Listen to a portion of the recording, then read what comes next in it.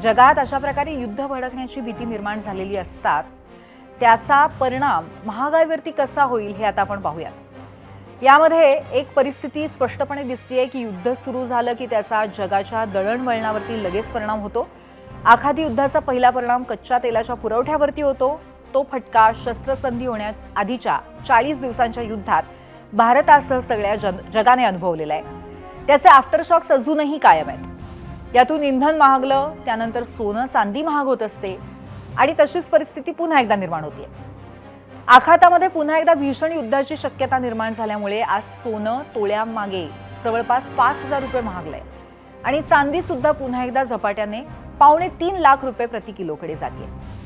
या सर्वात रुपया डॉलर समोर अपेक्षेनुसार घसरला आणि तो 96 रुपये 35 पैशांच्या नीचांकावर गेला आणि सोनं चांदी महागून रुपया घसरलेला असताना कच्च्या तेलाच्या दराने सुद्धा 45 दिवसांची उच्चांकी पातळी गाठली आणि कच्चं तेल $111 प्रति बॅरलवरती पोहोचलंय।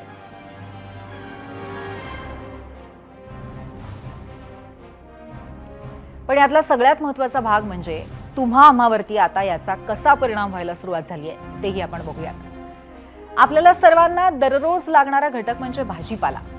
या भाजीपाल्याची किमती आता महाग व्हायला लागल्यात। राज्यातल्या शहरी भागामध्ये कुठलीही भाजी ही सरासरी 100 रुपये प्रति किलो वरती गेली आहे। ती भाजी 10 दिवस आधीपर्यंत 30 ते 40 रुपये प्रति किलोच्या घरात होती आणि तीच आता किमान 70 रुपयांवरती तरी पाहायला मिळते।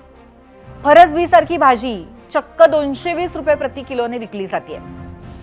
उन्हाळ्यामध्ये भाज्यांचा पुरवठा मर्यादित असल्यामुळे दर वाढत असतातच, पण या निमित्ताने मला हे सांगायचं आहे की ही दरवाढ मर्यादित पुरवठ्यासोबतच मागच्या आठवड्यात झालेल्या इंधन दरवाढीमुळे झाली आहे।